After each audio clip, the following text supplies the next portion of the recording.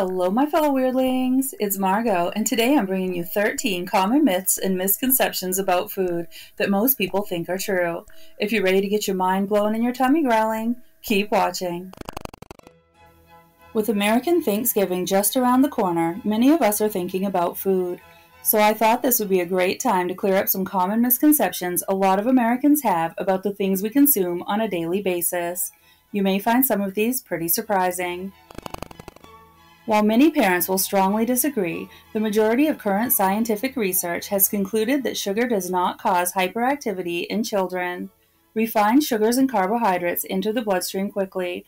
Therefore, they cause rapid changes in blood sugar levels, which does make more energy available to the body, but studies show it doesn't actually increase excitement or activity.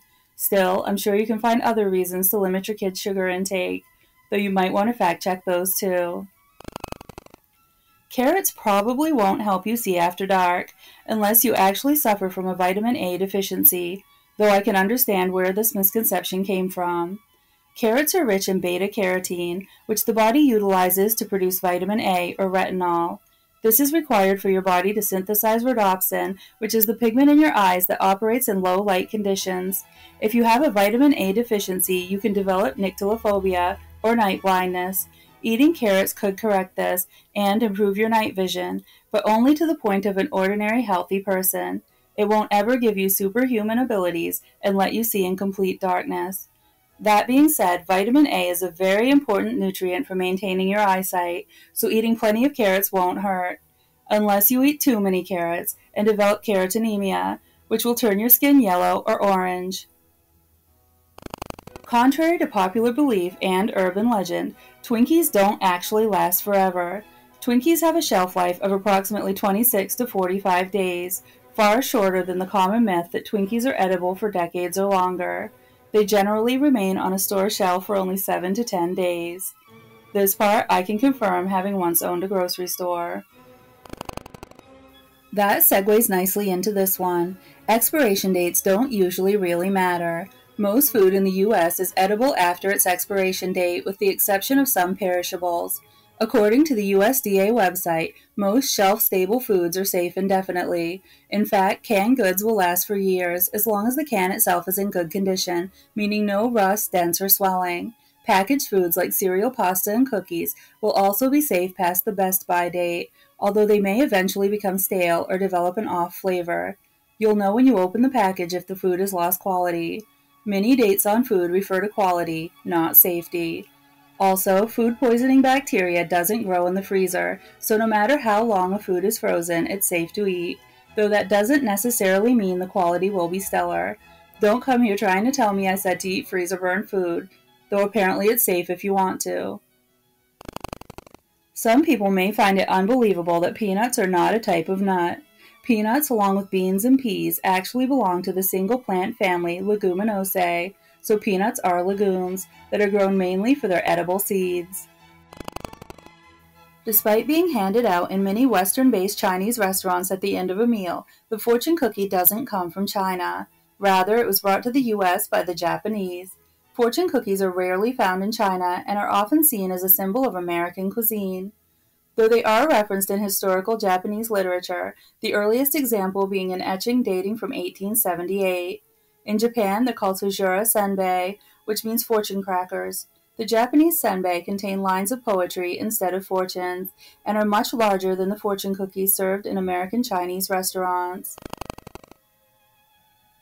While we're on the subject of how ignorant many of us are to the origins of the food we enjoy, contrary to popular and somewhat embarrassing belief, the Japanese word sushi doesn't mean raw fish.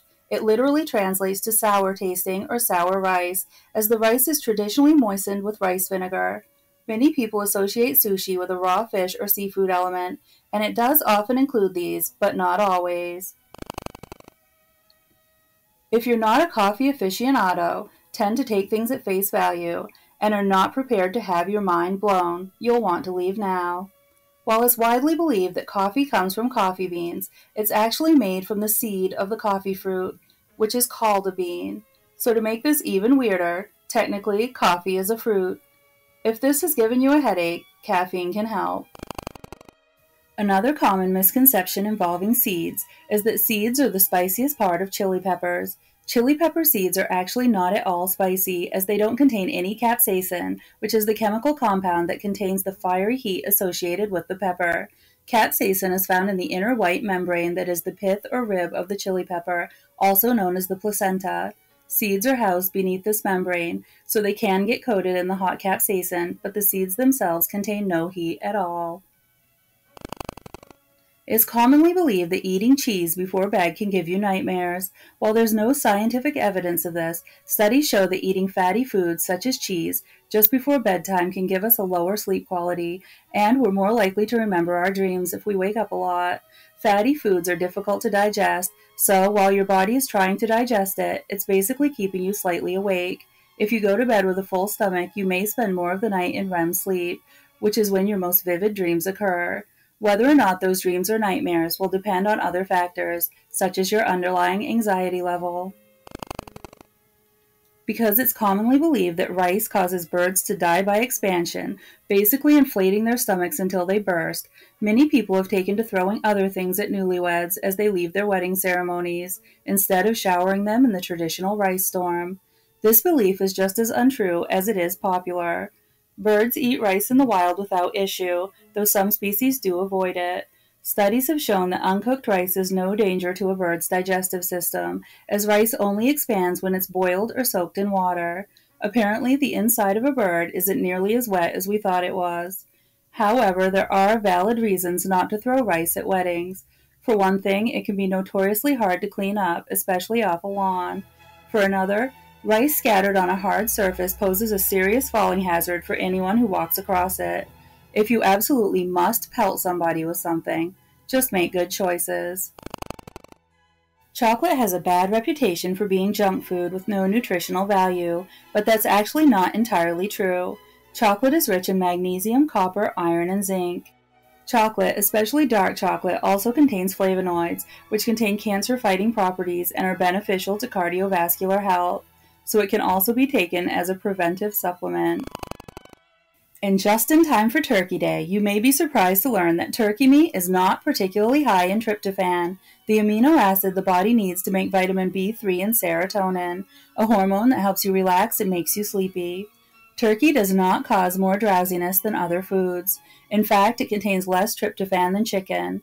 Other foods that contain tryptophan include fish, eggs, tofu, and beans. So why do you want a nap after Thanksgiving dinner? That can probably be blamed on the carbs on your plate, especially if you take a second helping of stuffing, gravy, potatoes, green bean casserole, or mac and cheese. Eating carbs causes insulin to dip, making us feel tired.